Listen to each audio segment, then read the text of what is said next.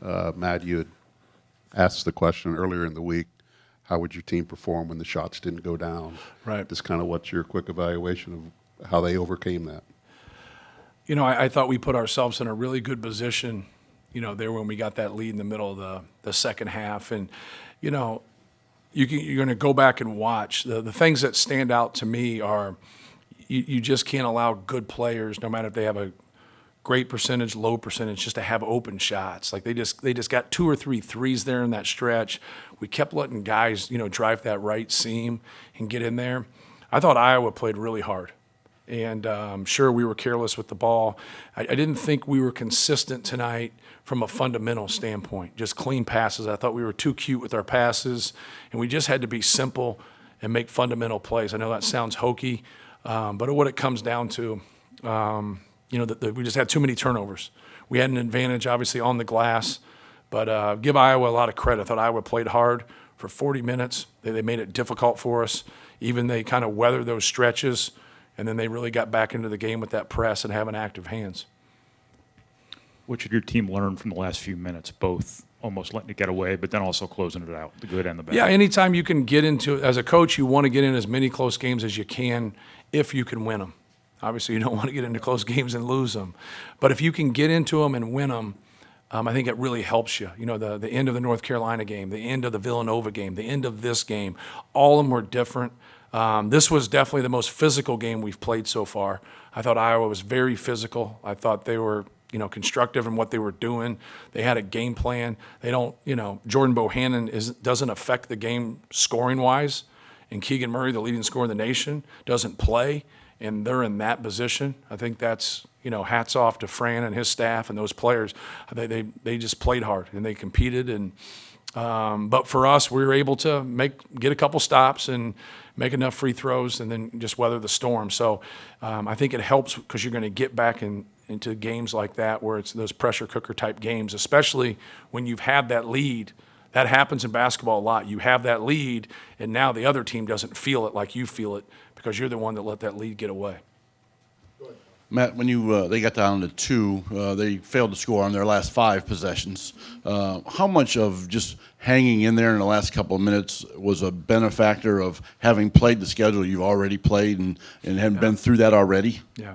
Well, you like to, as a coach, you want to always prepare your team, but you also want a schedule that fits your team. And I think we have that. I think we have a good team. We have a good schedule. But, yeah, anytime you can play in those games, that's why when you look at, some blowout wins that you have, and like, how does that really help you? But as a coach, you love the blowout wins. You don't want to sit there and be in nail biters every single game. But yeah, we've been in those situations before in a couple games. Maybe not quite like that, but we've still been in those close games. I definitely think those help you. As many times as you can get in those close games, I think all those experiences really help you. Coach, I asked Travion about leadership, and the guys came together. I watched Travion kind of calm Zach down early in the game, but when the game got tight at the end and your guys prevailed, what did that show you for leadership on your team?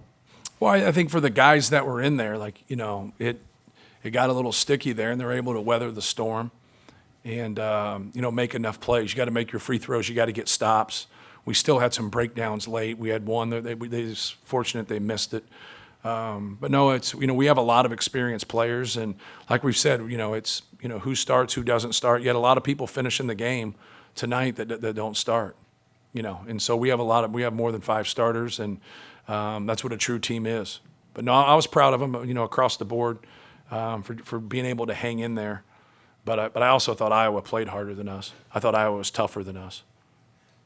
Matt, how do you think this team is going to deal with being number 1 in the nation, with everybody patting them on the back and everything right. between now and Monday, and then before going after Monday? Yeah, well, time will tell. I think this has happened to a lot of people that have been ranked, high early in the season. It doesn't mean they end there. Our goal is to end there, to be one of the better teams going into the NCAA tournament and then making a long run in the NCAA tournament. But we know how tough that is. But, that's your job as a coach, just try to stay process-based and get those guys to function a little bit better than they did tonight. We just have to be, more fundamentally sound and stick to our rules. We got off our rules defensively on a couple easy things, And then offensively, we just were too cute with the basketball. Coach, obviously everybody's talking about the offense and the scoring just wasn't working out. What did you take from the game from the defensive side from the Boilers? I thought we were just okay. To be frank with you, I've felt like we were just okay all year, to be honest with you. We've really scored the ball well and done some good things. We have to get better defensively. We have too many lapses. So, like, you want to get a team that you feel good about offense, defense late in the game. Like, you sub for offense or sub for defense and you go back and forth. We got to get those two-way players that you feel good about it and really make hard decisions for the coach. Like, that's the best thing in the best way that we could, kind of go forward, is having a lot of people you feel good about who can take care of that basketball but also defend. But our defense will be good in stretches, but then we're just not consistent enough. I know I'm sounding like a old crusty coach here, but that's just my opinion. I am, yeah. I appreciate that.